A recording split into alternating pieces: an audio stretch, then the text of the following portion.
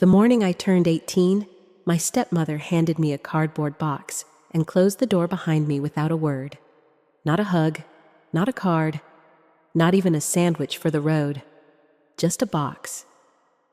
Inside that box was a tarnished picture frame, a pocket watch that had stopped ticking before I was born, and a single iron key.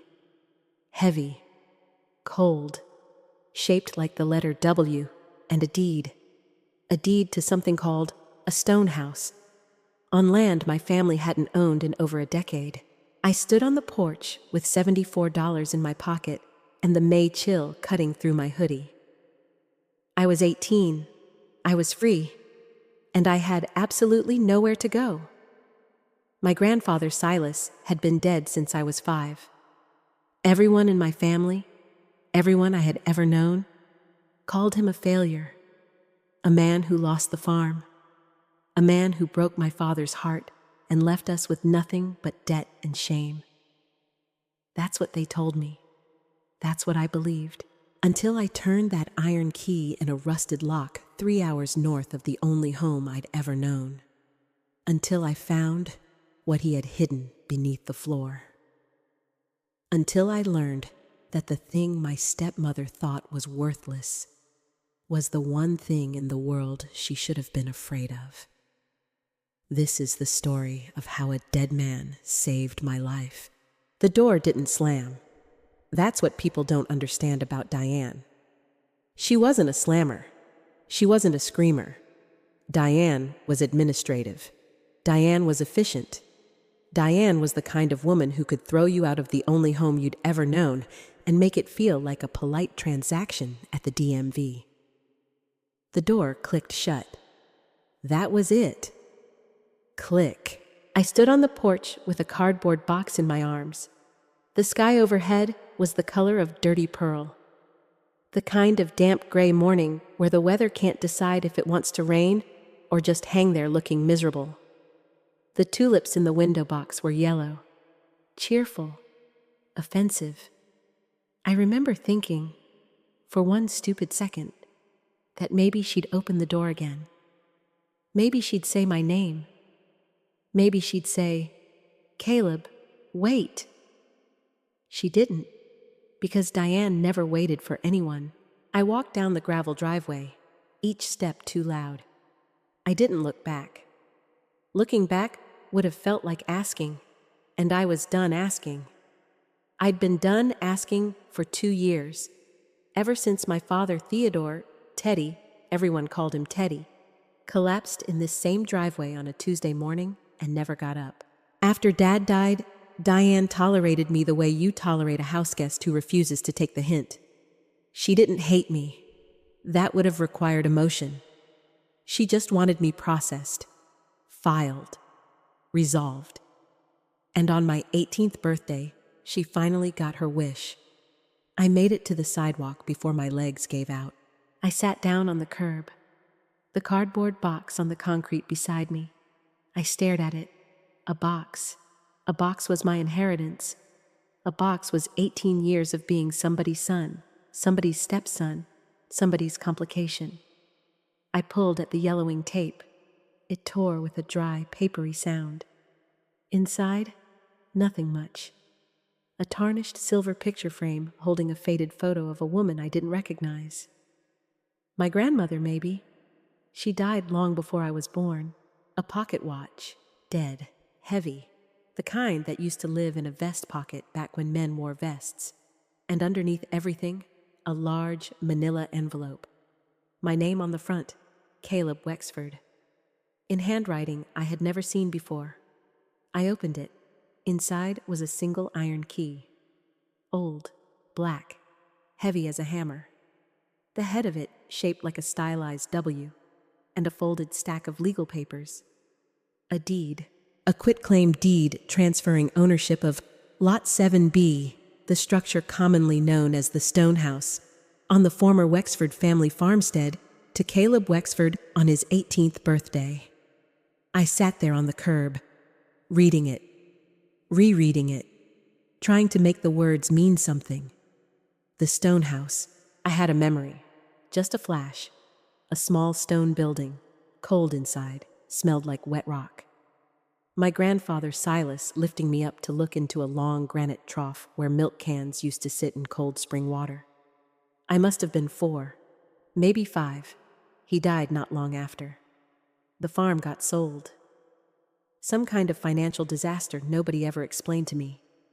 Dad said Grandpa lost it because he trusted the wrong people. Diane said Grandpa lost it because he was an idiot. I'd grown up believing Diane. Now I was holding a deed to a worthless stone shed 3 hours north. A bitter laugh came out of me. It surprised me. I didn't know I could still laugh. She hadn't just kicked me out. She'd handed me the keys to my own tomb. I dug my phone out of my hoodie pocket. 6% battery. Time for one call. I dialed the number on the deed. Halloway, attorney at law. A receptionist answered. Crisp. Bored.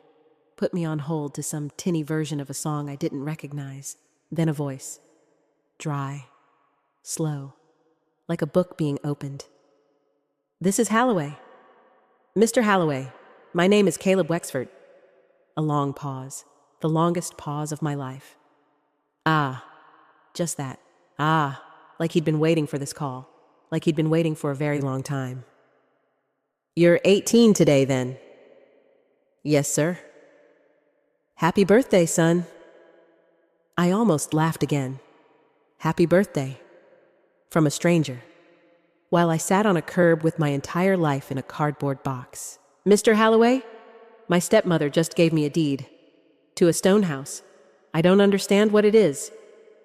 I heard him exhale. Long. Slow. Like he was preparing. It's exactly what it says it is, Caleb. A small stone outbuilding, on 1/10 of an acre. The land around it was sold long ago to a development company called Ashford Heritage. The stone house itself was carved out separately, held in trust, for you. Is it worth anything? Another pause.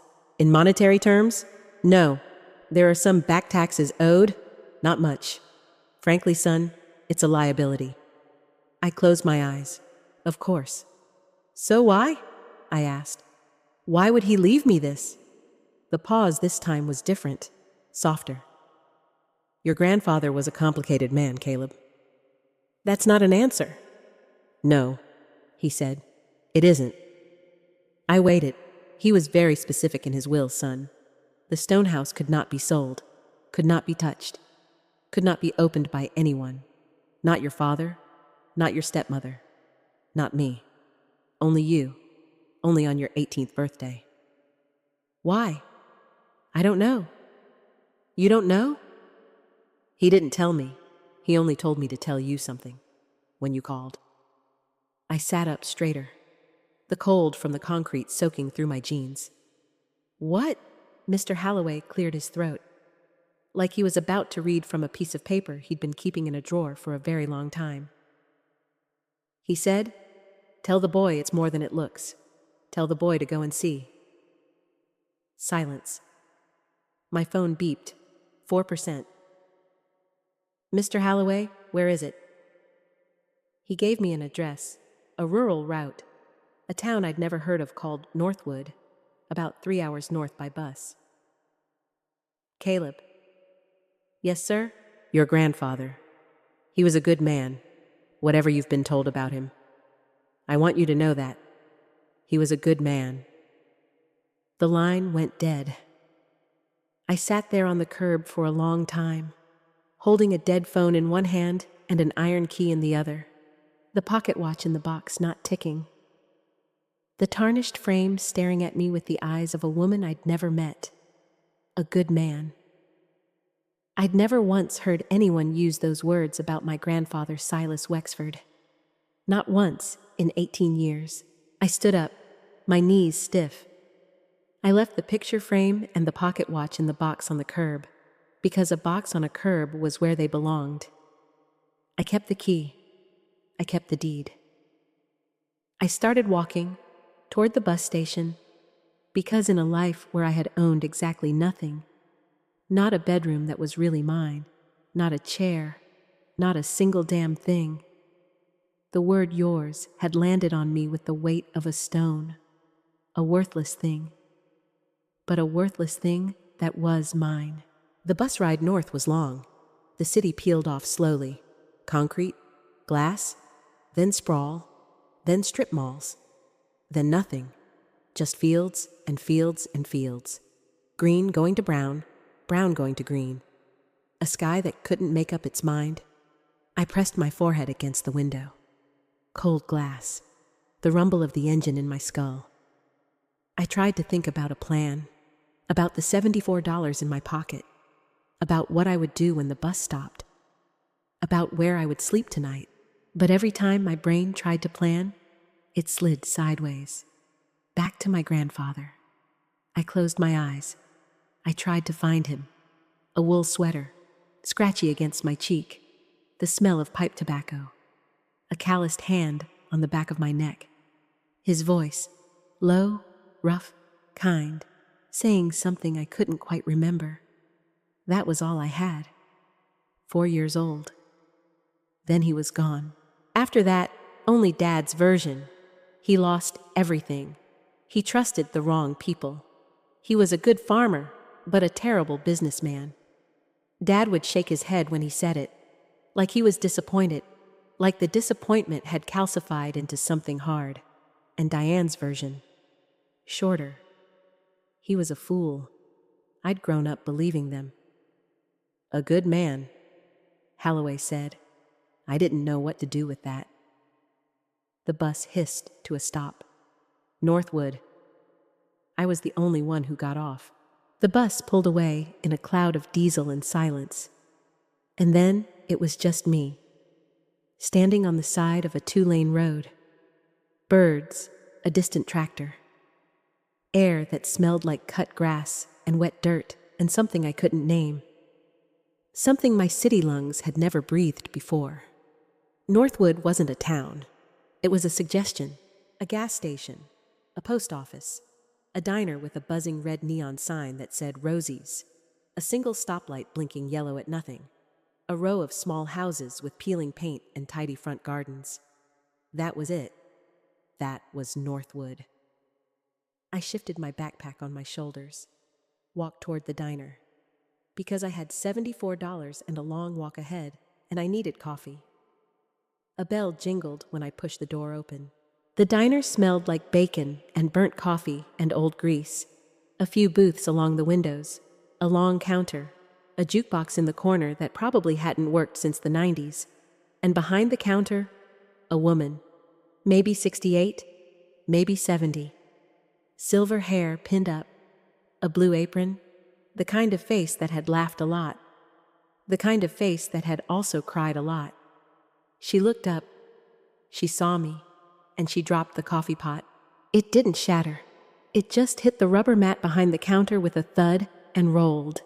Coffee everywhere. She didn't move. She didn't blink. She just stared at me, her hand still hovering where the pot had been. "Oh my God," she whispered. I froze in the doorway. "Ma'am, I'm sorry, I can come back." Those eyes. She came around the counter, slow, like she was afraid I would disappear. "You belong to Silas Wexford?" My heart stopped. "Excuse me?" She was in front of me now, looking up at me, because she was a small woman, bird-like, but her eyes were not small. Her eyes were 2 whole worlds. "Honey," she said, "what is your name?" "Caleb." "Caleb what?" "Caleb Wexford." Her hand went up to her mouth, and the tears came.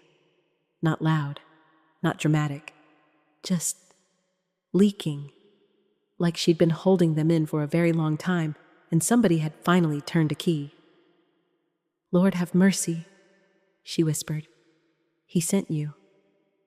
"Ma'am, sit down, baby. Sit down right there in that booth. Don't you move." She walked to the front door, flipped the sign from open to closed, in the middle of the morning. 2 customers at the counter looked up. She didn't even look at them. She just said, "Boys, I'm closing. Family business." They got up. They paid. They left. like it was nothing. Like Rosie closing the diner in the middle of the morning was a thing that happened. She came back to my booth, slid in across from me, took both of my hands in hers. Her palms were soft and warm and smelled faintly of dish soap. "Caleb Wexford?" she said, like she was tasting my name. "Caleb Wexford. Oh, honey, I have been carrying a promise for a long time." I didn't know what to say, so I said nothing. She squeezed my hands. "My name is Rosalind Tate. Everyone calls me Rosie. Your grandfather Silas saved my life, Caleb. He saved this diner. He saved this town from people who would have eaten it alive. And when he died, I promised him I'd wait. I promised him if a boy ever came to Northwood with his eyes, I would know what to do." "Mrs. Tate." "Rosie, baby, just Rosie." "Rosie, I don't understand any of this. My grandfather was—" I stopped because I didn't know how to finish that sentence. My grandfather was a failure?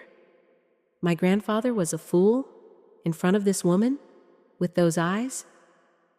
I couldn't say it. Rosie nodded, like she already knew. "They told you he lost it all, didn't they? They told you he was the one who broke this family." I nodded. "Look at me, Caleb." I looked at her. "Whoever told you that was lying." The words hit me in the chest like something physical. "Now I don't know," she said. "I don't know what's in your hand or in your pocket or what brought you up to Northwood today, but I have a guess.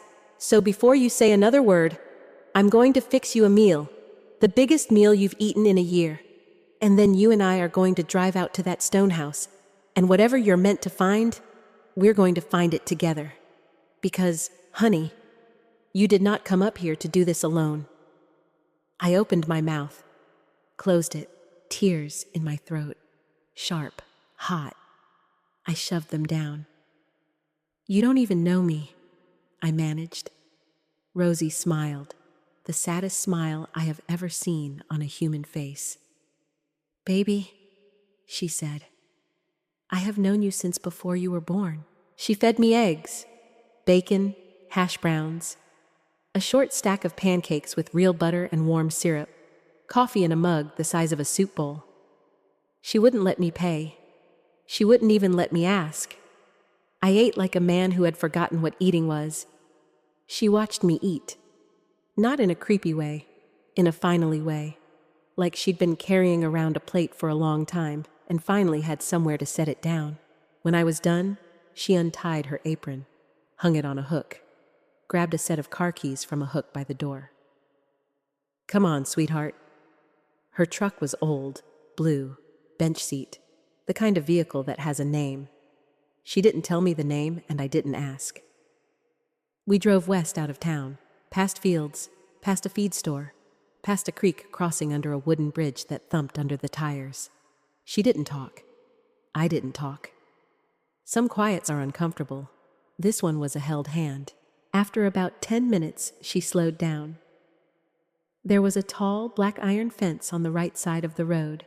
Severe, ugly, the kind of fence rich people put up when they want you to know your place. Behind it, in the distance, sat a massive modern house, all glass and angles, wrong for the land. Rosie's face hardened.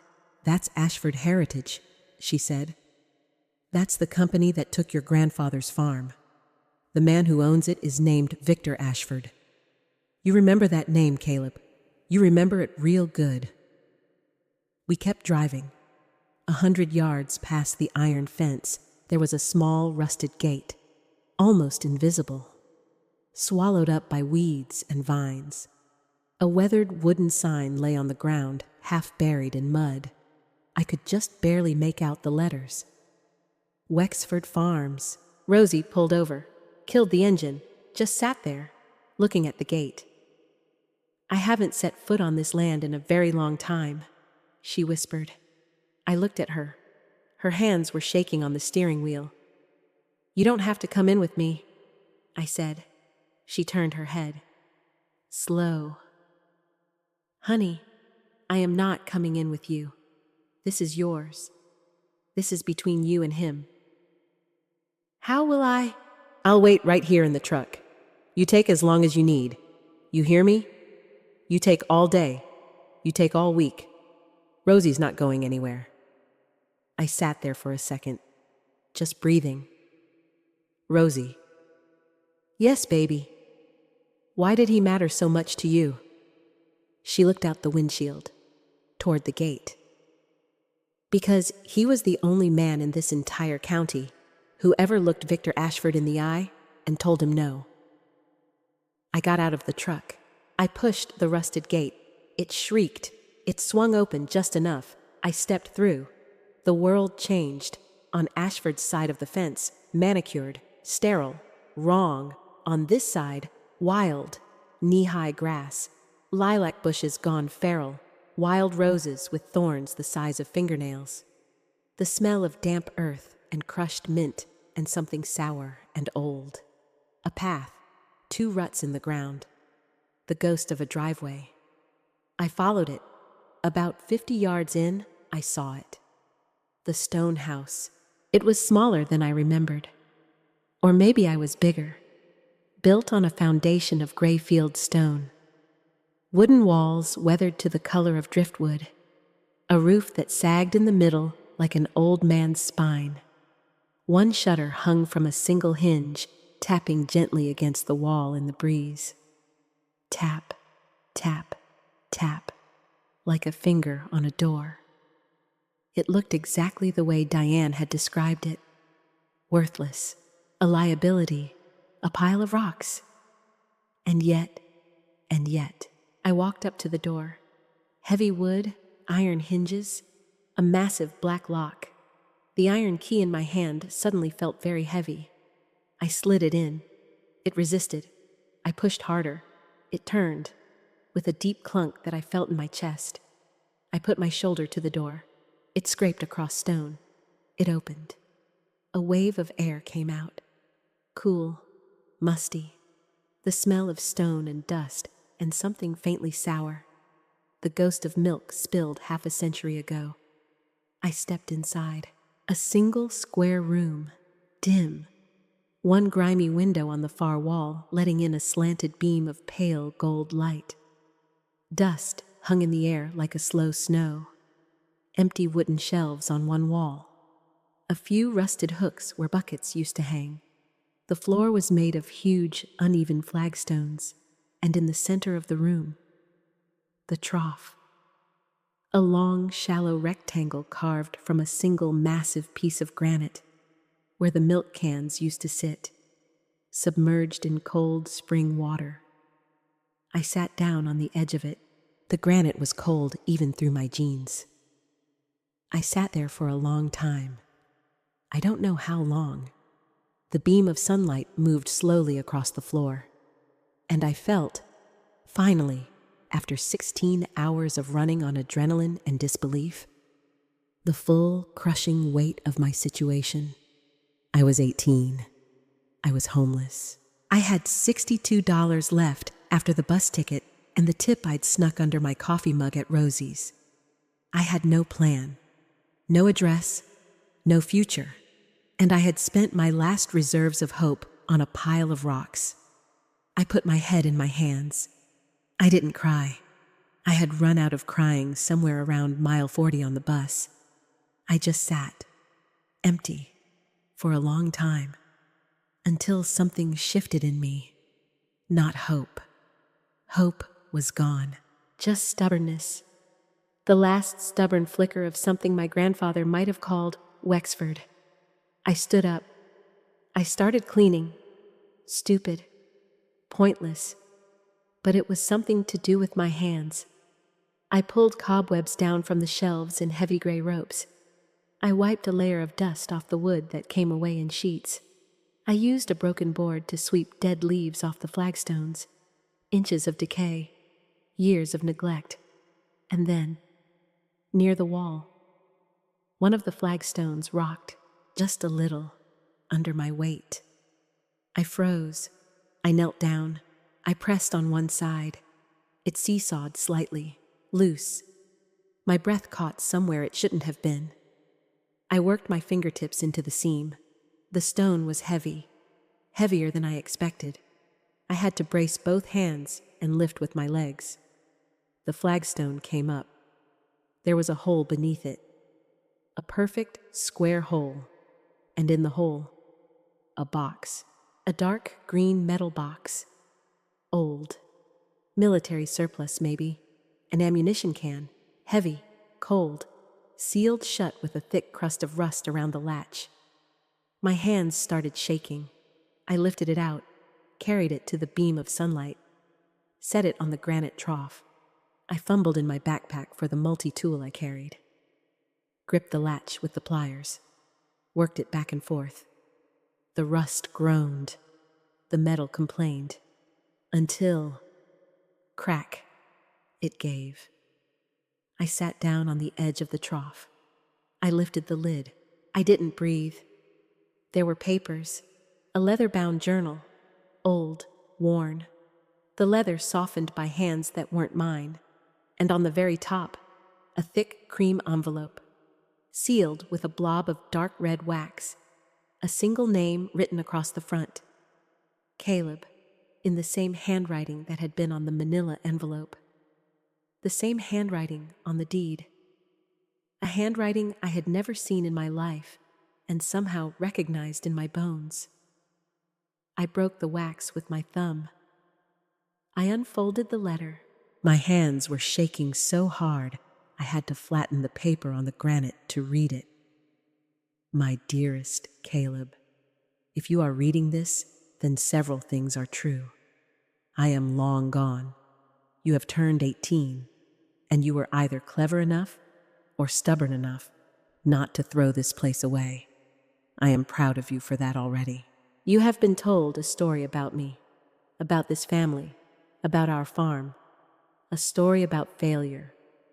I need you to know that story is not true, or at least, it is not the whole truth. I stopped reading. I had to. I looked up, at the dust in the sunbeam, at the stone walls, at the granite trough beneath my hands, at a small stone building that my stepmother had thrown away like garbage, a pile of rocks, a worthless thing, a liability. My grandfather Silas, a man I had been told my entire life was a failure, had built this, had hidden a journal under the floor, had sealed a letter with wax, had set up a legal trust so airtight that no one could touch what was waiting for me. He had waited for me for a very long time. The cabin door creaked behind me. I spun around. Rosie was standing in the doorway, the light from outside outlining her silver hair like a halo. She had one hand on the frame. Her face was wet. "I told you I'd wait in the truck," she whispered. "But honey, I saw the light go on inside the stone house, and I just couldn't. I couldn't." I held the letter against my chest, like I was protecting it, like I was protecting him. "Caleb," she said, her voice cracked. "Sweetheart, there's something I need to tell you before you read another word." I stared at her. "What?" She stepped into the stone house, slow, reverent, like a woman walking into church. She sat down on the edge of the granite trough across from me. She took a breath that shook her whole small body. "Your grandfather came to see me 3 weeks before he died." I couldn't speak. "He brought me a box, like that one. He told me to keep it. He told me one day a young man would come to Northwood with his eyes. And when that young man came, I was to find a way to get him to that letter you're holding." She looked at the journal in the ammunition can. She looked at me. "But honey, before you read what he wrote you, there is a piece of this story that he asked me to tell you out loud, face to face, because he said, some things should not be read from a page.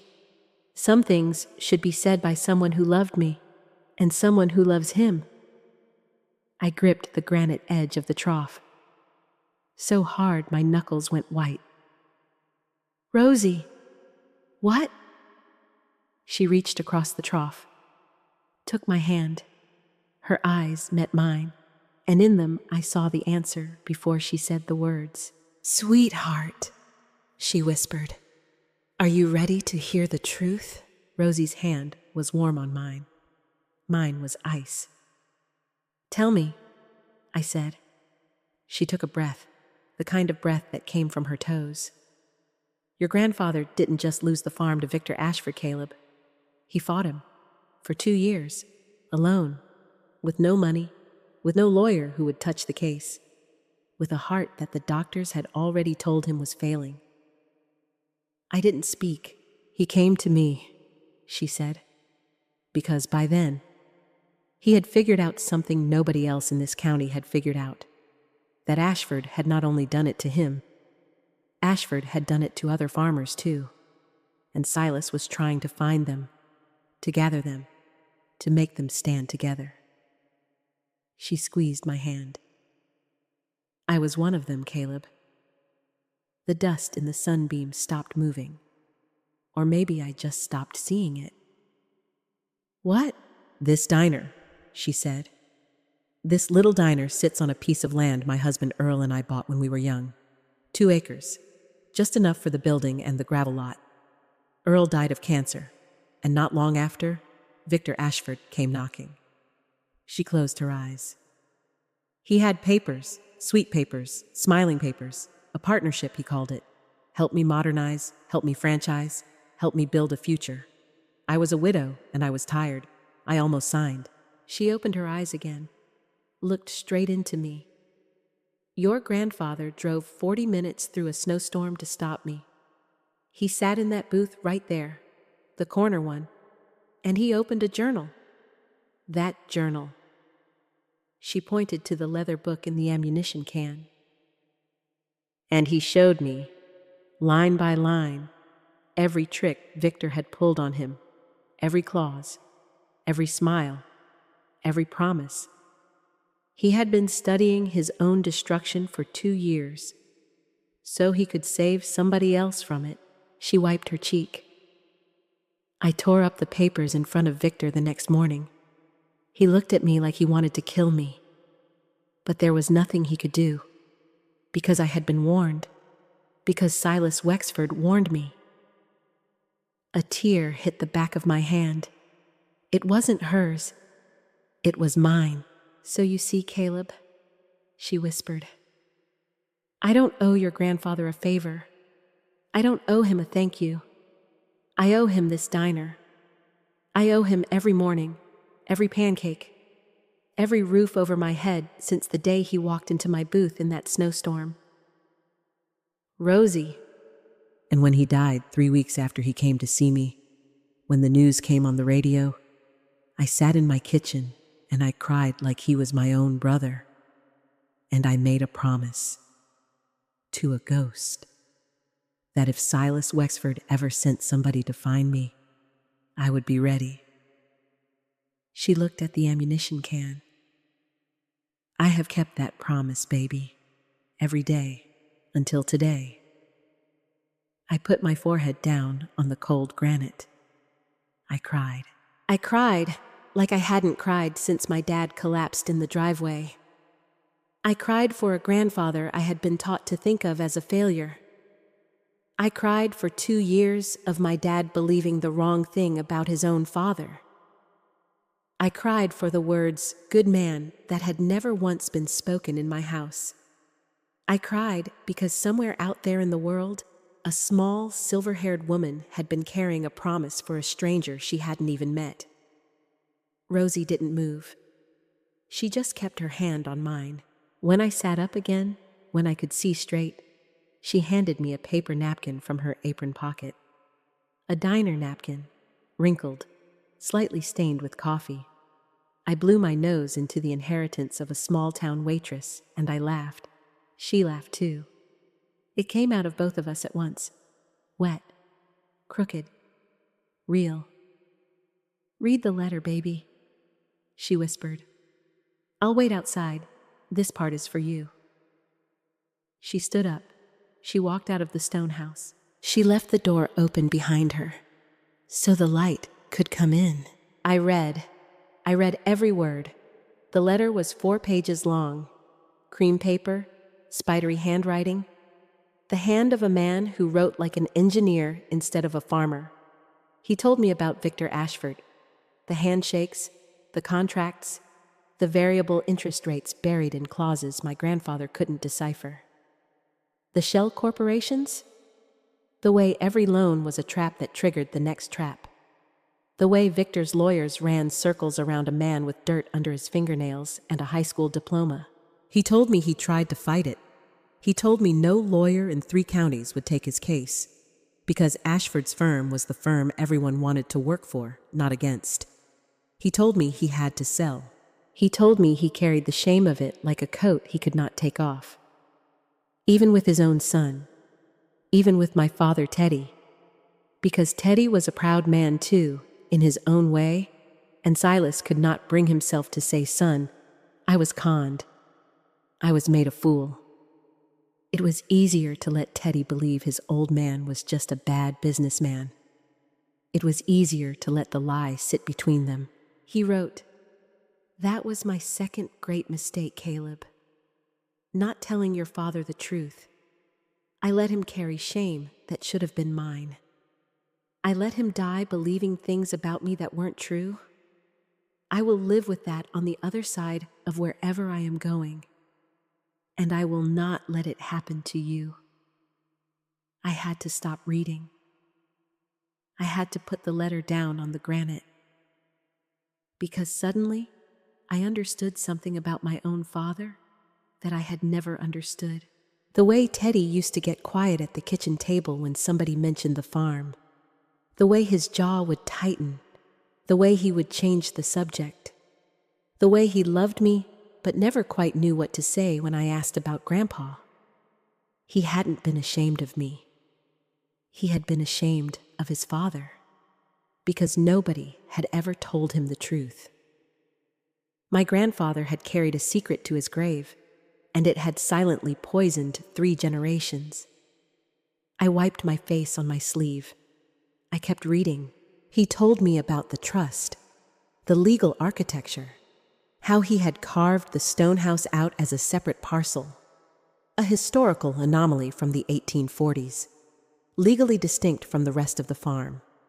So when he was forced to sell, this 1/10 of an acre stayed in his name, and then he had made it look worthless. Deliberately, he had let the roof sag. He had let the lilacs grow wild. He had let it become exactly the kind of pile of rocks that a woman like Diane Wexford would shove into a cardboard box on her stepson's 18th birthday. He had counted on her contempt. He had used her own nature against her. "She has a talent for divestment," he wrote. "I knew she would not want this. I knew she would hand it to you and feel relieved to be rid of it. I built this puzzle for a woman exactly like her." I laughed out loud, a wet, broken laugh, in an empty stone room. He had won. The man had been dead for years, and he had won. The letter ended like this. "Inside this box is my journal. Every meeting, every signature, every license plate. I documented everything. I could not get justice for myself, but the evidence remains. I do not know what kind of man you have grown into, Caleb. I pray you are kind. I pray you are strong. I pray that the people in your life have loved you better than the people in mine loved each other at the end. But whatever you are, whoever you have become, know this: you do not come from a line of failures. You come from a line of fighters. They beat me, but they did not break me. This stone house, this letter, this box, this is me, fighting back from beyond the grave. What you do with it is up to you, your loving grandfather, Silas Wexford." The letter slipped out of my hands. It landed on the granite, and I sat there in the gold beam of light in a small stone room, the dust slowly moving again, the shutter outside tapping. Tap, tap, tap. And I knew. I knew before I opened the journal. I knew before I lifted another floor stone. I knew before any of what came next. This wasn't an inheritance. This was a war. And my grandfather had handed me the rifle. When I came out of the stone house, the sun was getting low. The kind of late afternoon light that turns everything gold and a little bit sad. Rosie was sitting on the hood of her truck. She looked up when she heard the gate scrape. She didn't ask me anything. She just patted the hood next to her. I climbed up, sat beside her. We looked at the sky together for a while. Rosie. Yes, baby. My father didn't know. She nodded. Your father didn't know. He died thinking my grandfather was a failure. Yes, baby, he did. I closed my eyes. The horizon kept going pink without us. I can't fix that. No, she said gently. You can't fix that. I opened my eyes. But I can fix something. She turned and looked at me. Her old blue eyes locked on mine. There it is, she whispered. There he is. What? Silas, in your face, right there, that look. He used to get that look when something needed doing. I can fix something. Same words, same jaw. She put her small hand on my cheek. Sweetheart, you are not sleeping in that stone house tonight. You are coming home with me, and tomorrow we are going to figure out what comes next, together. Do you understand me? I tried to argue, out of habit. Out of the 18 years I had spent learning never to take anything that wasn't strictly given. Rosie, you don't have to. Caleb Wexford. Yes, ma'am. Get in the truck. I got in the truck. Her house was small, yellow, a porch swing, a garden out front gone slightly wild because she was 68 and the diner ate her daylight. A black cat on the windowsill who looked at me like I was an inconvenience but allowed me to exist. She made me grilled cheese. She made me tomato soup from a can. She poured me a glass of milk like I was 9 years old. I cried into the tomato soup. I tried not to. I failed. She didn't comment. She just refilled the glass. After dinner, she gave me her guest bedroom. There was a quilt on the bed that she had stitched herself. The pillow smelled like lavender. There was a small lamp with a yellow shade.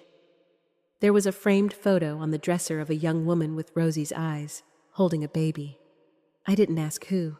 Some things you don't ask on the first night. I slept for 10 hours. I had not slept for 10 hours in 2 years. In the morning, the kitchen smelled like coffee and bacon and biscuits. The radio played softly, an old country station. A woman singing about a man who had done her wrong. Rosie was at the stove. She didn't turn around. Morning, sunshine. Morning. There's coffee, there's biscuits, there's gravy, and then we are going to read your grandfather's journal, page by page, until we understand it.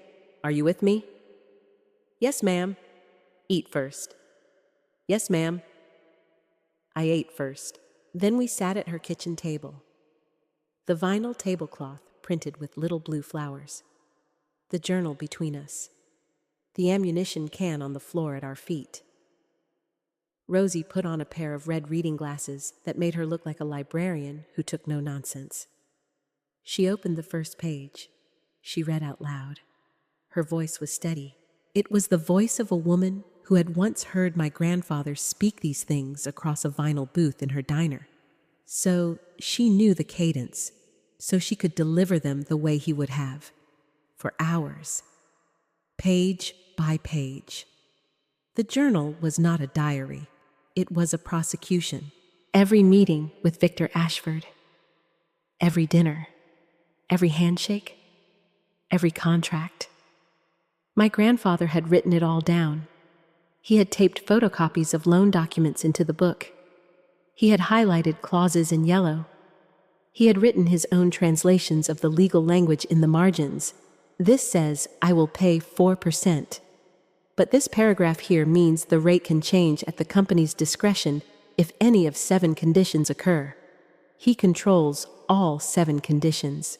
Met with VA today. He offered to front me $200,000 for new equipment. Said it was 0 interest between partners.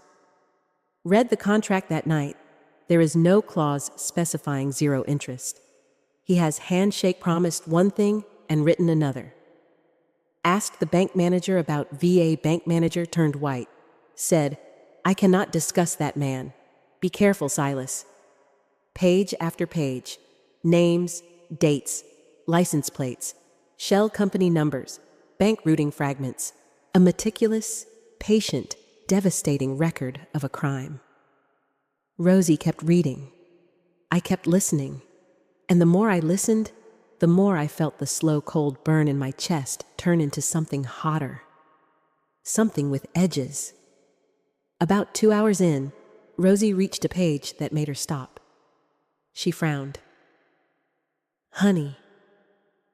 Yeah. Did you hear what he just wrote? I hadn't. I had been staring at the salt shaker. She read it again, hid this where the milk used to cool, where the future will be sitting, beneath the cold stone. She looked up at me over the red glasses. Caleb. What? Where the milk used to cool. I sat up so fast my knee hit the table. The trough. The trough. Rosie, get the keys, baby. We were in the truck in 90 seconds. The stone house looked different in the late morning sun. Less menacing. More like a building that had been holding its breath and was finally exhaling. I crossed the room in 3 strides. The granite trough was longer than I was tall, smooth, worn, the kind of surface that had absorbed 70 years of cold water and tin milk cans and the calloused hands of men who got up at 4 a.m. I ran my fingers along the inside, stone, stone, stone, and then a line, so faint I almost missed it, a straight seam, where there shouldn't have been a seam, because a trough is supposed to be a single carved piece of stone, a false bottom. Rosie made a small sound behind me, half gasp, half laugh. Oh, Silas, she whispered. Oh, you old fox. I dug in my backpack, pulled out the tire iron I carried for emergencies. I had never needed a tire iron in my life. I was 18 and I didn't even have a car. But I had carried one for 2 years anyway, because Teddy had once told me a man should always have a tool. I wedged the thin end into the seam. I pushed. The stone resisted. I pushed harder. It groaned. It tilted up. It was a thick slab of slate, cut to look exactly like the bottom of the trough, heavy as a tombstone. I lifted it out, set it carefully on the floor. Beneath it was a second hollow, smaller than the first. And in the hollow, a second box, different from the ammunition can. This one was a commercial fireproof lockbox, black, heavy, the kind you'd buy at an office supply store, modern, practical, the kind a man buys when he is hiding something he wants kept safe for a long, long time. I lifted it out. It was heavy. I set it on the granite, beside the first letter, which I had placed there like it was a sacred thing.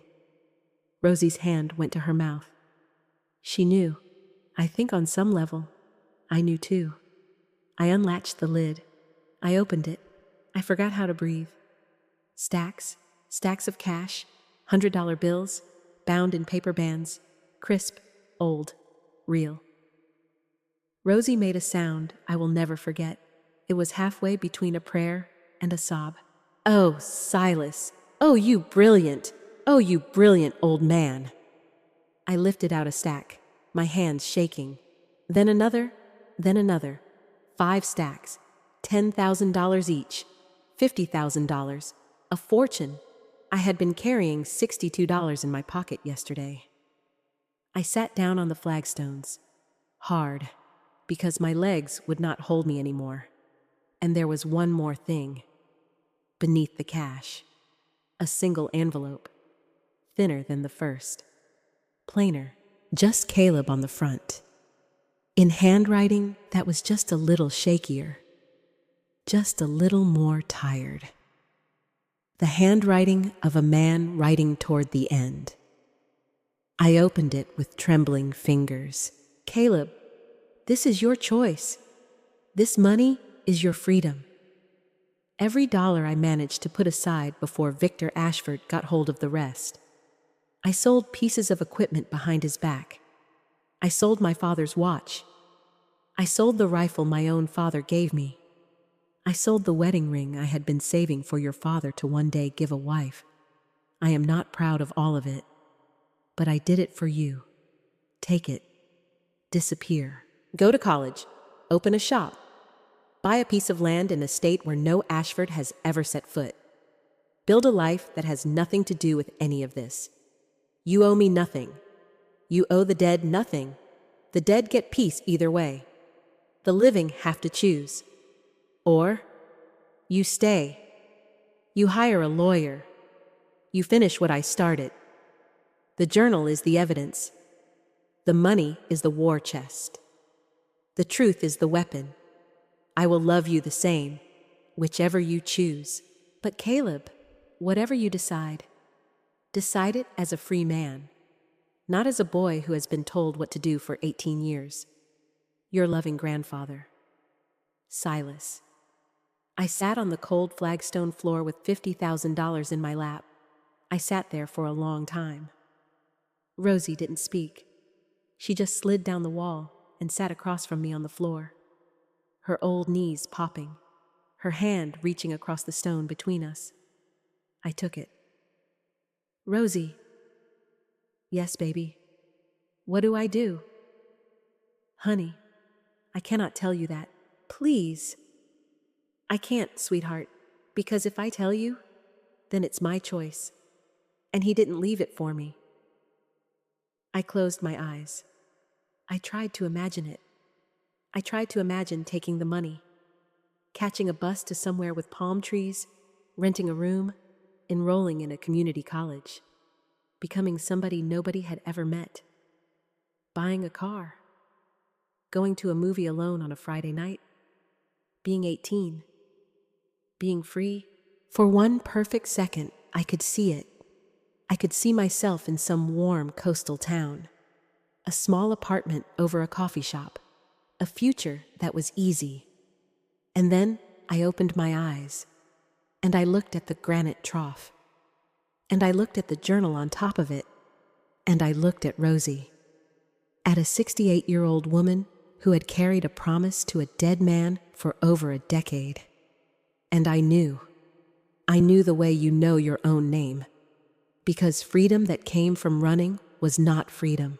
It was just a different kind of cage. I looked at Rosie. I said it out loud. I'm staying. I'm fighting. Rosie closed her eyes. A tear slid down her cheek and disappeared into the wrinkles around her mouth. There you are, she whispered. There you are, sweet boy. He'd be proud. We didn't go straight back to her house. Rosie drove me down a different road, out past the creek, past 2 more fields, past a barn that had collapsed in on itself like a tired old animal lying down. She pulled into a gravel driveway, stopped at a small white house with a wraparound porch. The paint was peeling. The garden was tidy in a stubborn way, like somebody was fighting against time and only barely winning. Where are we? I need to introduce you to somebody, Caleb. Who? She looked at me. She took a breath. There was a woman who used to keep the books inside Victor Ashford's company for 22 years. She was the bookkeeper. She knew every account, every wire, every signature. She knew where the money came from, and she knew where the money went. Okay. She quit not long after Silas died, walked out without giving notice, took her purse and her keys, and got in her car and drove home and never went back. Why? Rosie nodded slowly. Sweetheart, that is exactly the question I think you need to ask her. I stared at the little white house. Is she... Her name is Wilma Coddington. She is 64 years old. She has a small dog that thinks she's God. And I have a strong feeling, Caleb. I have a very strong feeling that if you knock on that door and you say your grandfather's name, she will tell you things she has not told anyone. She put her hand on mine. Are you ready, baby? I nodded. I got out. I walked up the porch steps. The dog barked from inside before I even knocked. A tiny, ferocious barking, the kind that comes from an animal much smaller than its rage. I knocked. Footsteps. The door opened a few inches. A woman peered out.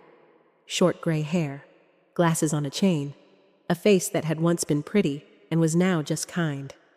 Worn in, like a leather chair. Yes? Mrs. Coddington? Who is asking?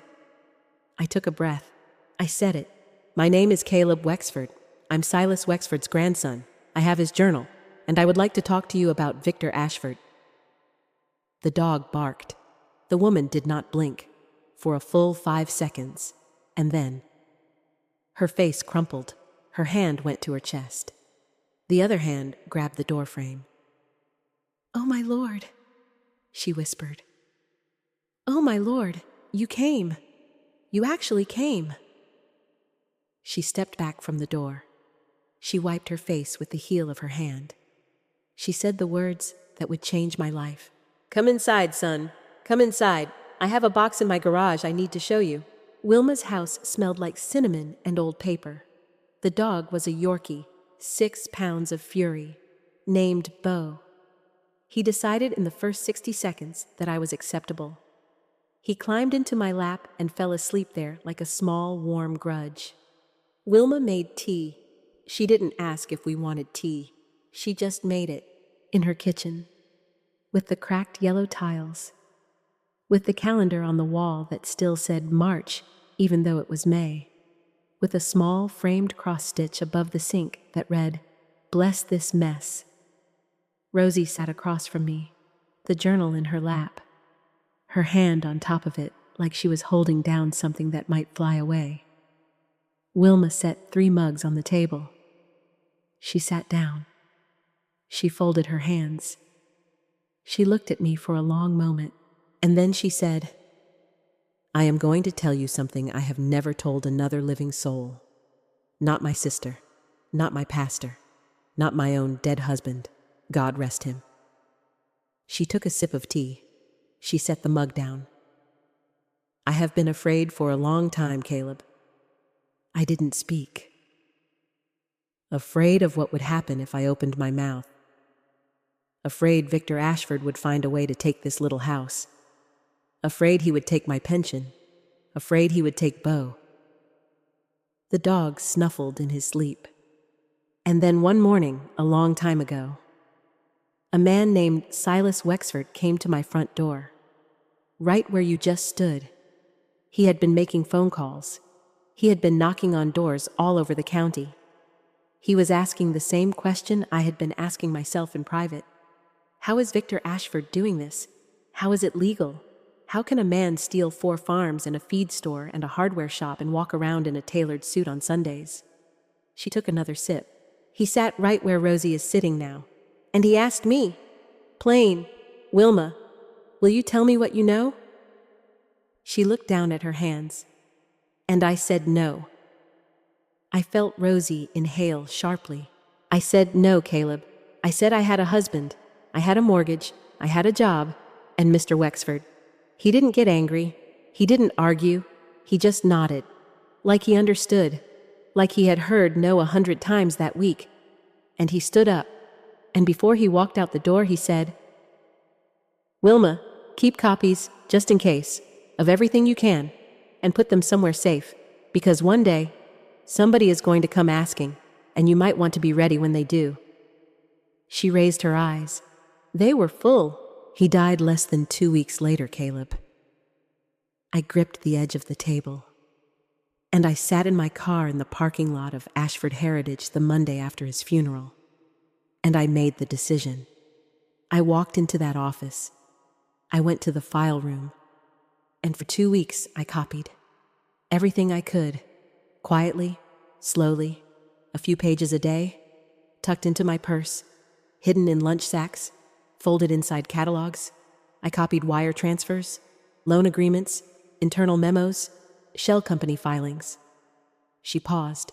"And then, on a Friday afternoon, I picked up my purse, I picked up my coat, I walked out to my car, and I never went back."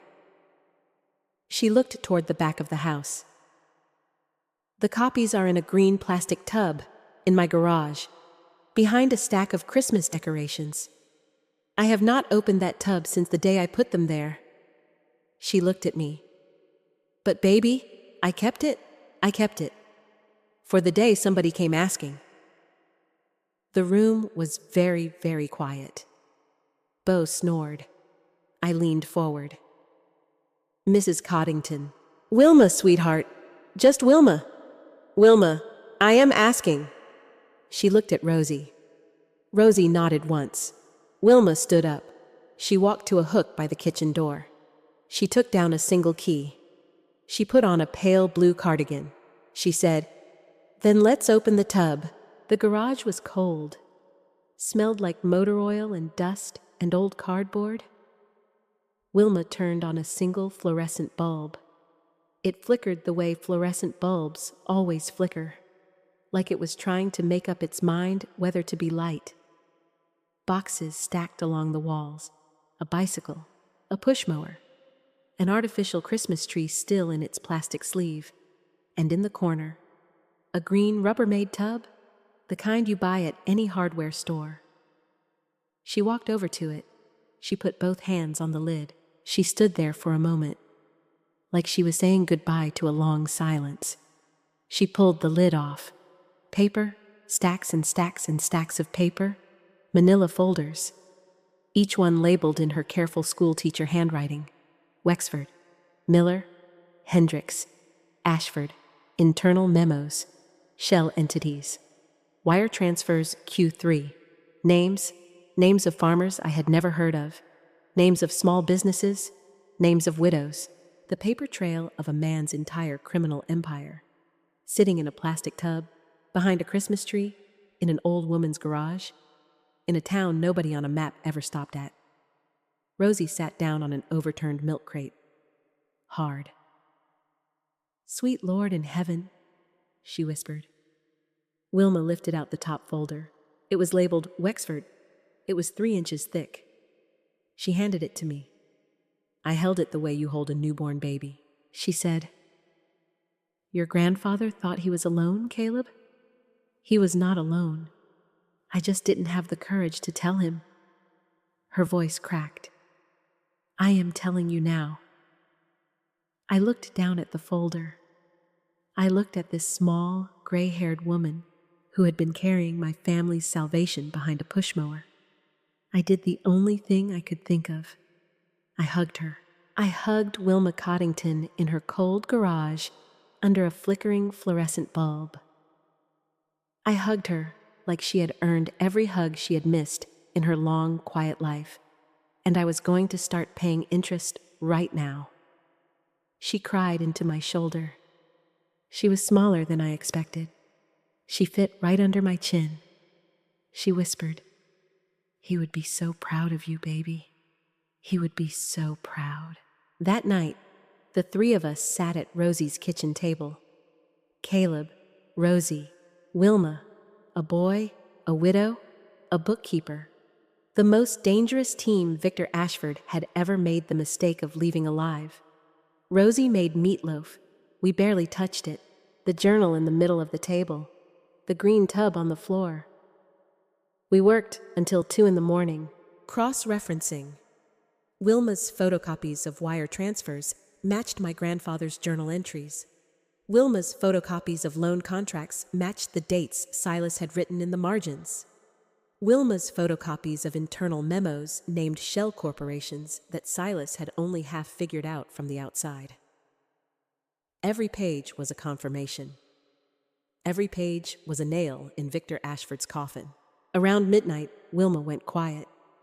She had been making notes on a yellow legal pad. She slowly put her pen down. She looked at me. "Caleb." "Yes, ma'am." "There were other farms." "I know. Grandpa wrote down 4 of them." "There were more than 4, sweetheart." I stopped. Rosie stopped. The kitchen clock kept ticking. Wilma turned the legal pad toward me. She had drawn a list down the side. Names, dates, dollar amounts. I counted. I counted again. 7. 7 families. 7 other Silas Wexfords. 7 other broken old men. 7 other farms or feed stores or family hardware shops that had been smiling handshakes stolen by Victor Ashford. I looked up. "How are some of them still around?" Wilma pressed her lips together. "Most of them aren't," she said softly. The silence in the kitchen got heavier. Some of them just left, moved away in shame. Some of them lost everything and ended up working in towns where nobody knew their names. She didn't finish. She didn't have to. I thought about my grandfather, sitting in this same county, driving through a snowstorm to save a widow named Rosie Tate, knocking on a bookkeeper's door 11 days before his heart gave out. He had been trying. He had been trying to find the others. He had run out of time. I pushed back from the table. I went and stood by the window. It was dark outside, a few stars, the faint silhouette of Rosie's wild garden. I felt something settle in my chest. It was not anger anymore. Anger is hot. Anger flickers. This was cold. This was patient. This was steel. I turned around. I looked at the 2 women at the table. "Tomorrow morning," I said, "I call Mr. Halloway. I tell him everything. I ask him for the name of a lawyer who can actually fight this." Rosie nodded. "That sounds right, baby." Wilma nodded. "I'll testify." I shook my head. "Wilma, you don't have to." "Caleb Wexford, do not insult me at my own kitchen table after midnight." It wasn't her kitchen table. It was Rosie's, but none of us corrected her. "I will testify," she said. "I will say every word I just told you. I will hand them every piece of paper in that tub. I have been a coward for a long time. I am done being a coward." Rosie reached over and took Wilma's hand. The 2 of them. Old hands, veined hands, strong hands, hands that had been waiting. I sat back down. I picked up the journal. I held it in both hands. I said, "Grandpa, we're going." Mr. Halloway answered on the second ring the next morning. His old voice, soft, careful. "Caleb." "Sir." "Did you find what was in the stone house?" "Yes, sir."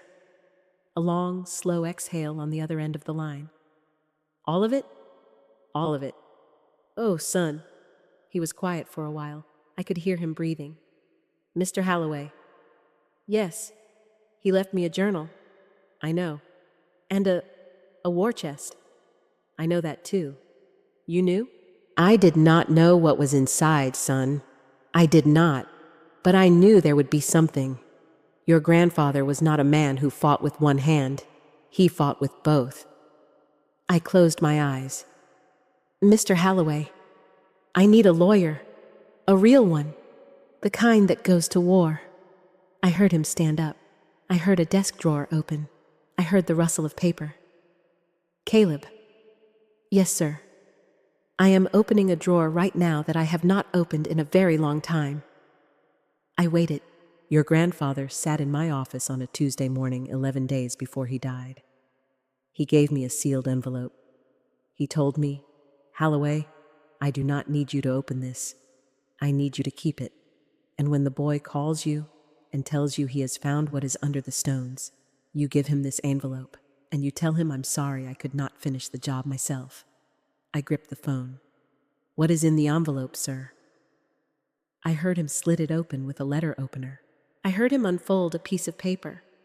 He read, "There is a name, and there is a short note." "Whose name?" He read it out loud. "Adelaide Brennan. Brennan and Associates. She is a corporate fraud attorney out of the city. She is the niece of an old friend of mine named Patrick Brennan. Patrick and I served together a long time ago. His niece is the kind of lawyer who will cross the country to put a bad man on the floor of a courtroom. Tell her I sent you. Tell her this is the one I always promised I would send her." I couldn't speak. Mr. Holloway's voice on the other end was thick. "He didn't pay her, Caleb. He had no money left by then. He didn't pay her anything. He asked her to remember him. He asked her to wait. And he trusted that one day you would call her." I sat there in Rosie's kitchen, the morning light through the gingham curtains, a boy on a phone with an old man, two ghosts in the conversation, my grandfather and Patrick Brennan. The dead were not done with this fight yet. "Mr. Holloway." "Yes, son." "How did he know?" "How did he know what?" "How did he know I would call? How did he know I would do this? How did he know any of this would work?" There was a long pause on the line, and then Mr. Holloway said the thing I will carry with me for the rest of my life. "He didn't know, son. He hoped. There is a difference." He cleared his throat. "Now, call her. Today. Tell her Holloway sent you. Tell her Silas Wexford finally sent the boy." The line went dead. Adelaide Brennan answered her own phone. That surprised me. I had expected a wall of receptionists, voicemail trees, 3 days of being shuffled. But she answered her own phone on a Wednesday morning at 10:14 a.m. like she had been waiting. Maybe she had. "This is Adelaide Brennan." "Ms. Brennan, my name is Caleb Wexford. Mr. Holloway sent me. He said to tell you Silas Wexford finally sent the boy." I heard a chair creak on the other end of the line. I heard her set something down. I heard her say, very quietly, mostly to herself, "Well, I'll be damned." Then she said, "Caleb, how fast can you be in the city?" "By tomorrow morning. Be at my office at 9. Bring everything." "Yes, ma'am." "And Caleb." "Yes, ma'am. Do not talk to anyone between now and then. Not a soul, not a friend, not a neighbor, not a girl, not a journalist. Do not post anything on the internet. Do not write anything down on a napkin. Do you understand me?" "Yes, ma'am." "Good. Then come to me, and we'll see what kind of man you are." The line clicked. That afternoon, Rosie drove me to the bus station in Northwood. I stood on the platform with the ammunition can in one hand, the lockbox of cash in my backpack, the tub of evidence at my feet, the journal pressed against my chest. Rosie hugged me. She was very small.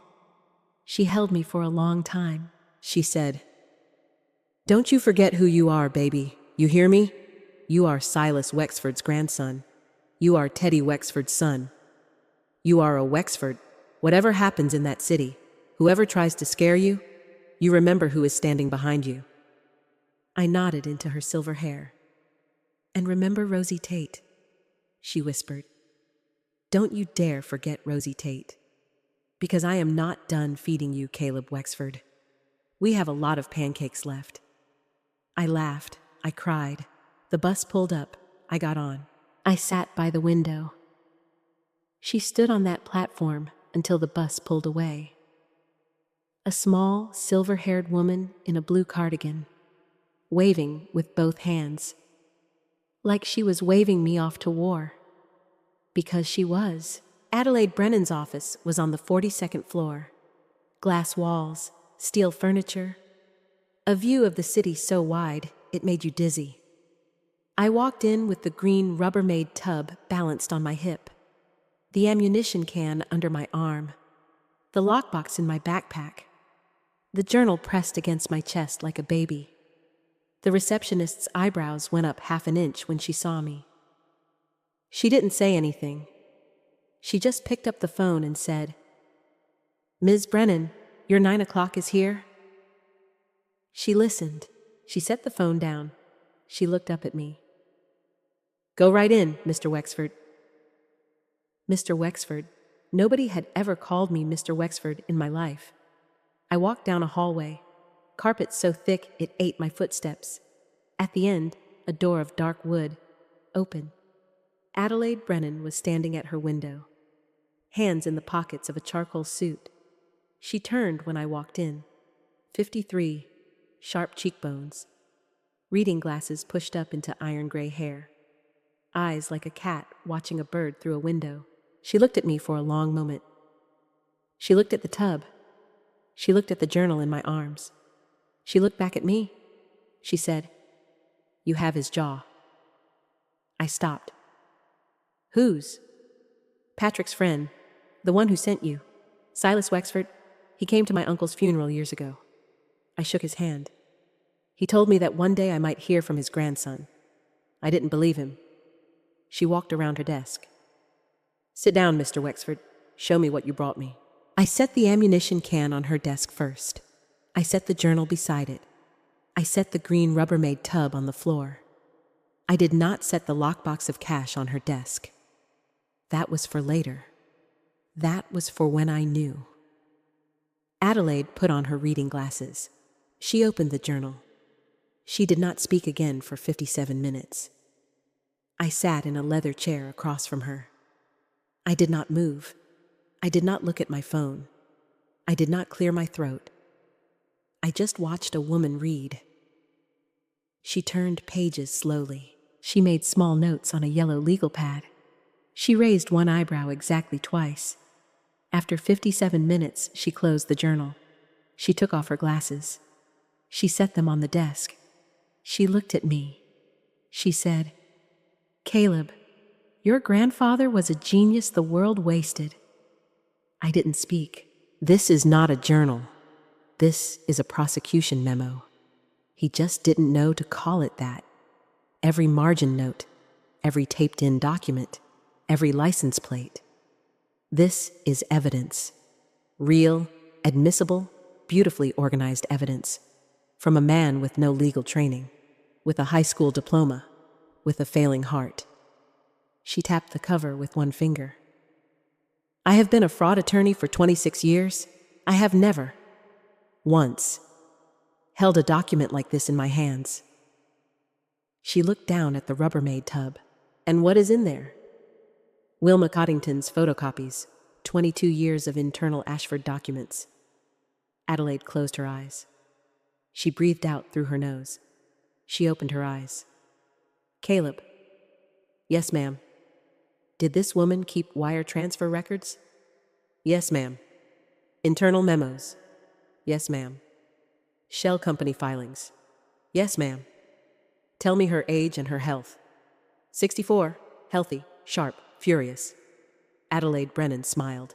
It was not a kind smile. It was the smile of a great white shark spotting something bleeding. "Well then," she said softly. She picked up her phone. She pressed a button. She said, "Marjorie, clear my calendar." She set the phone down.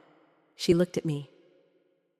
"Mr. Wexford, we are going to put Victor Ashford on the floor of a federal courtroom. You and I, and Wilma Coddington, and a small army of 7 other families, and a journal written by a dead man." She held out her hand across the desk. I took it. Her grip was iron. She said, "Let's go to work." The next 18 months were not months. They were weather, a storm system that I lived inside. Adelaide assembled her team. 2 associates, a paralegal, a forensic accountant, a private investigator. Each one walked into the conference room, was handed a folder from Wilma's tub, and walked out 3 hours later looking like they had been hit by a beautiful, beautiful truck. We found the 7 families. 6 of them were still alive somewhere.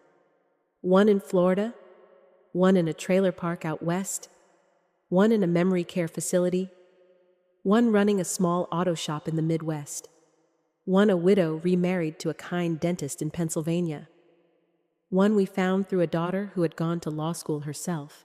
Each one of them said yes. The 7th family, the one we couldn't trace beyond a 2014 trail, had passed away in circumstances Adelaide read me quietly in her office on a Tuesday afternoon. I had to put my head between my knees. She did not say I'm sorry. She said, "We are going to make Victor Ashford answer for them too." 6 months into the case, Victor Ashford's lawyers called. They offered me $90,000 to walk away. His lead lawyer was a man named Hollis Markham, voice like a butter knife. "Mr. Wexford, we understand you've had a difficult upbringing. My client is prepared to be generous. $90,000. Cleared in your account by Friday. Everyone wins." Adelaide looked at me across her desk. She did not advise me. She just watched. I leaned toward the phone. I said, "Mr. Markham." "Yes, son. My grandfather didn't sell the truth. Neither will I." A pause. I could hear him breathing. He hung up. Adelaide leaned back in her chair. She steepled her fingers under her chin. She said, "Well done." I said, "I think I'm going to throw up." She said, "Bathroom's on the left." A year into the case, Adelaide filed the complaint. 173 pages. It alleged a pattern of racketeering, wire fraud, mail fraud, predatory lending, conspiracy. The whole architecture of Victor Ashford's empire, laid out paragraph by paragraph. The local paper picked it up. Then a regional paper. Then a financial paper out of the city. By the next week, a reporter from a national outlet had called. Adelaide handled all of it. I was kept invisible, on purpose. She said, "Caleb, you are the witness, not the celebrity. We are not letting Victor's people put your face on the internet. Not yet." I lived in a small extended stay hotel 3 blocks from her office. Adelaide had quietly paid for it out of a fund she would not explain. I ate at a diner downstairs. I called Rosie every single night at 8:30 p.m. She always answered before the second ring.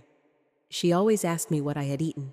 She always told me to eat more. 15 months in, my deposition. The first time I was ever in the same room as Victor Ashford. He was older than I expected. Silver hair, tan, a wedding ring, a pocket square. The kind of man who smelled faintly of cologne and expensive leather. He looked at me when I walked in. He smiled. That was the worst part. He smiled at me like I was a child who had wandered into the wrong room. Like the entire room was a misunderstanding that the adults were about to clear up. Adelaide put her hand on the back of my chair as I sat down. Just 1 second. Just enough that I felt it. The deposition lasted 6 hours. Hollis Markham did everything in his playbook. He asked me about my mother, about my stepmother, about my grades, about whether I had ever been arrested, about whether I had ever been treated for emotional distress, about whether I had ever taken any medication. He tried to make me cry. He tried to make me angry. He tried to make me sound delusional. I had been raised by Diane Wexford. Diane Wexford had spent 2 years training me, accidentally, in the art of staying calm while someone tried to make you small. I just answered the questions. Yes, no, I don't recall. Yes, no, to the best of my knowledge. And then, at hour 5, Hollis Markham made the mistake. He smiled at me, the same smile his client wore.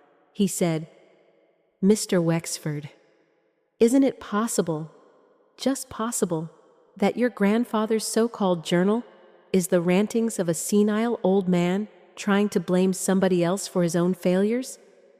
I was not supposed to speak more than the question required. Adelaide had told me 12 times. I broke the rule once. I reached into the folder in front of me. I pulled out the letter. The first letter. the cream paper with the wax seal already broken. I read out loud, "I do not know what kind of man you have grown into, Caleb. I pray you are kind. I pray you are strong. They beat me, but they did not break me. You do not come from a line of failures. You come from a line of fighters." I set the letter down on the table. I looked Hollis Markham in the eye. I said, "Does that sound senile to you, sir?" The court reporter's fingers had paused on the keyboard. Victor Ashford's smile slipped, for one fraction of a second. Just one, but I saw it. Adelaide saw it. Hollis Markham saw it. The deposition was effectively over. We took a break. I went into the hallway. I leaned against the cool marble wall. I closed my eyes. I whispered, "I felt you in there, Grandpa." 16 months in, Wilma's deposition. She wore a navy dress and pearls. She sat down in the witness chair like she was sitting down in her own kitchen. She did not flinch. She did not waver. She named every account, every wire, every memo, every shell company, every meeting, every signature, for 4 straight hours. Hollis Markham, by the end, was asking questions like a man trying not to drown. When she was done, Wilma stood up. She smoothed her dress. She walked past Victor Ashford. She didn't look at him. She looked at me. She winked. I almost laughed. I almost cried. Adelaide put her hand on my shoulder. She whispered, "It's over for him, Caleb. He just doesn't know it yet." 17 months in, the settlement offers started getting serious. 300,000? 600,000? $1 million.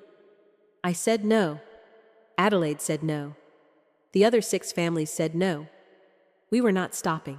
Adelaide had filed a parallel federal racketeering complaint. The FBI had opened a file. Ashford's banks had begun quiet internal reviews.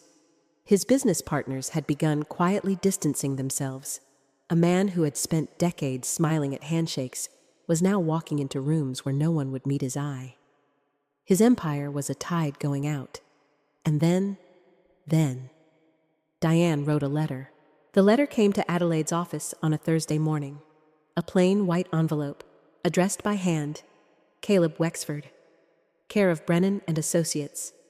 The return address was Diane's. I sat down in the visitor chair in Adelaide's office. I looked at the envelope. I did not open it. Adelaide watched me. She said, "Do you want me to read it first?" I shook my head. "No, ma'am. I need to do this myself." She nodded once. She stood up. She said, "I'll be in the conference room. Come find me when you're ready." She walked out. She shut the door behind her. I sat in the chair in the silent office, the city humming 42 floors below. I opened the envelope. It was 1 page. Diane's handwriting was small and tight and unsentimental, exactly like her. "Caleb, I will not apologize for not loving you. I do not have the equipment. Your father knew that when he married me. He did not marry me for love.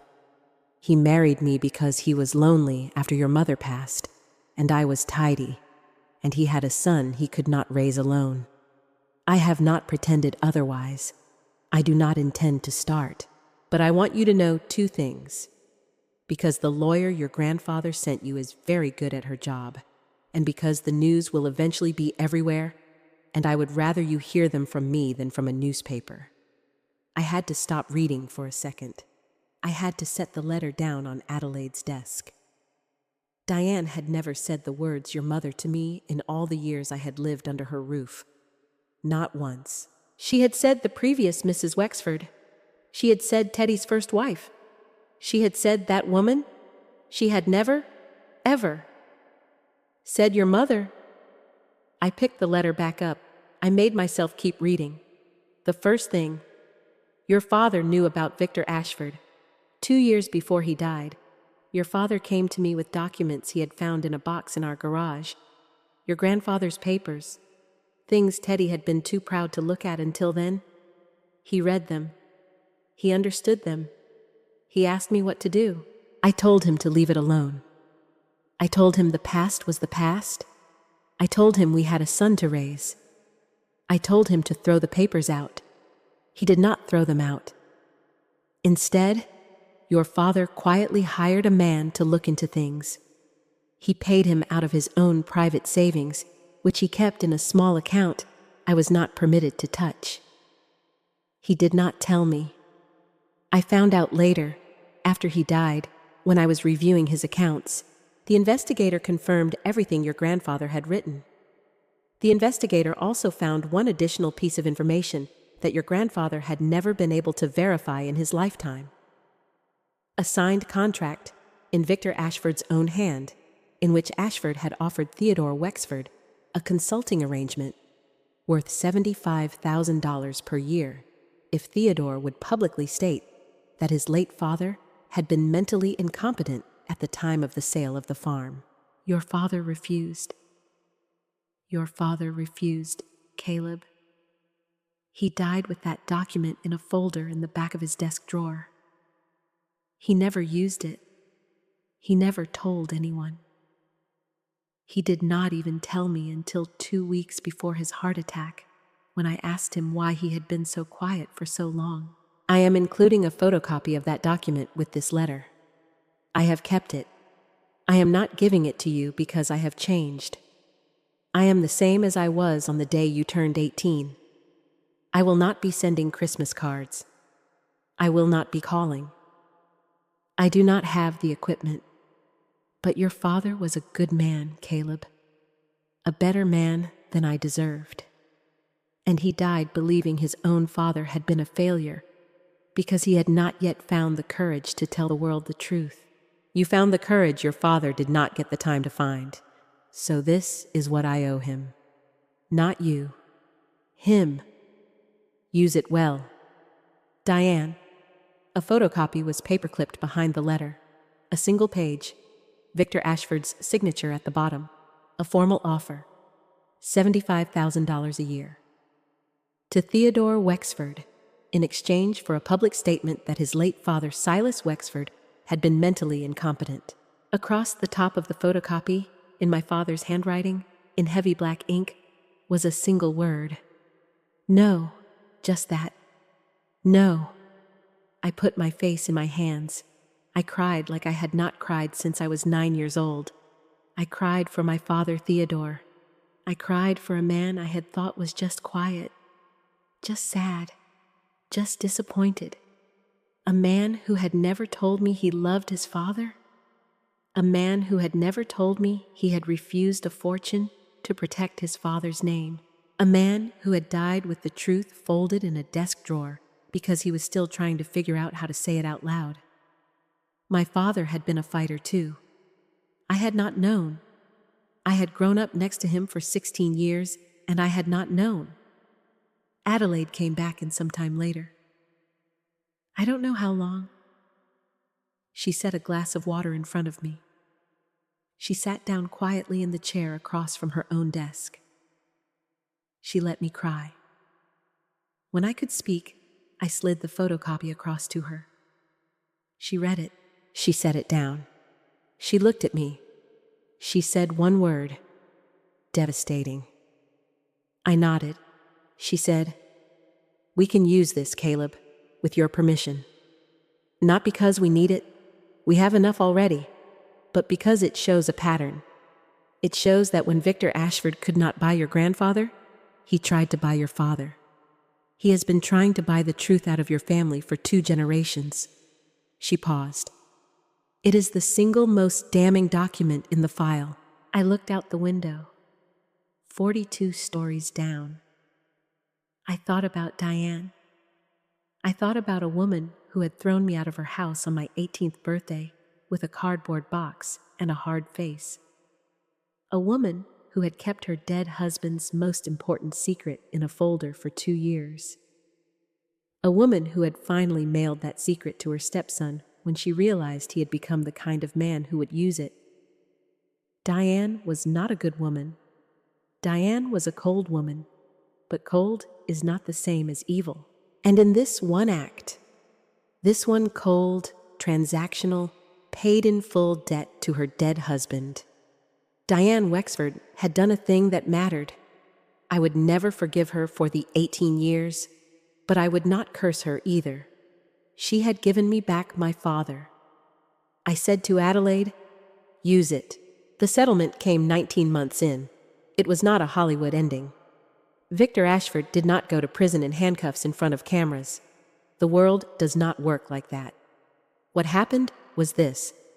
Ashford Heritage Development paid out a sum, divided between the 7 surviving families, and a memorial fund created in the name of the family that had not survived. My share, the Wexford share, was enough to change my life. Not enough to ruin it. Enough. Victor Ashford personally entered a guilty plea to 2 counts of wire fraud and 1 count of conspiracy.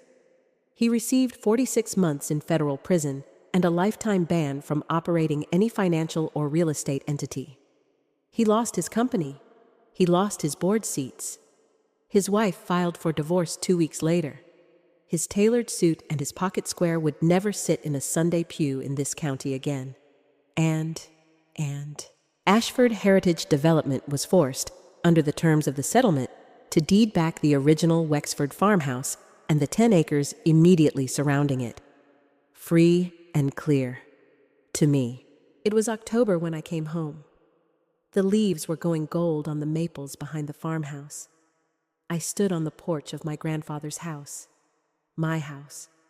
Sanded and painted and re-roofed by a team of local contractors, most of whom had refused to charge me their full rate because, as one of them said, "Son, your grandpa once helped my daddy when our well went dry." We have not forgotten. 100 yards across the field, the small stone shape of the stone house sat in its grove of lilacs. It looked different to me now.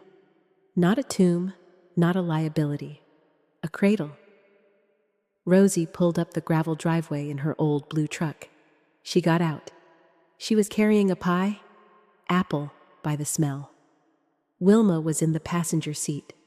Bo the Yorkie barked furiously from her lap at every leaf in the driveway. Mr. Halloway climbed slowly out of the back seat with a cane he had not had the year before, but carried like he had always carried one. They came up onto the porch, the 4 of them, a boy, a widow, a bookkeeper, an old country lawyer, the most unlikely family I had ever belonged to. Rosie handed me the pie. She stood beside me at the porch railing. She looked out across the fields. She didn't speak for a long time. Neither did I. The sun was going down behind the maples, gold light on the gold leaves, the kind of evening that felt like a promise being kept. Finally, she said, "Caleb." "Yes, ma'am." "You did it, sweet boy." I shook my head. I took her small hand in mine. I said, "We did it, Rosie." She didn't argue. Wilma stepped up on the other side of me. She put her hand on my back. Mr. Halloway leaned on his cane behind us. Bo the Yorkie sat down on my boot and let out one small, triumphant bark at the field. The 4 of us, on the porch, with a pie, with the gold leaves coming down. I closed my eyes. I thought about my grandfather. I thought about a man I had met exactly 4 times before he died. A man whose hand had felt enormous against my small back. A man who smelled like pipe tobacco and earth. A man who, dying, with no money and no lawyer and a heart that was already failing, had built a trap. A patient, generous, brilliant trap. Not for Victor Ashford, not for Diane, but for me. A trap that would catch me on the worst morning of my life and refuse to let me fall. He had not left me a building. He had left me an army. He had left me these people, strung across one quiet county like a string of small porch lights left on against the dark. I opened my eyes. I looked at Rosie. I looked at Wilma. I looked at Mr. Halloway. I looked at the stone house 100 yards across the field, the last of the day's gold light catching the gray stone and turning it briefly, beautifully, alive. And I said it out loud, soft, so only my family could hear. "Thank you, Grandpa. I didn't open the door alone." A breath of wind moved through the maples. A single gold leaf came loose and drifted down onto the porch railing in front of us. Rosie squeezed my hand, and somewhere, in the granite trough of a small stone room across a field of wild lilacs, I swear to you, on everything I am, a worthless thing finally finished doing the work it had been waiting all those years to do. It saved a boy. It brought him home. The end.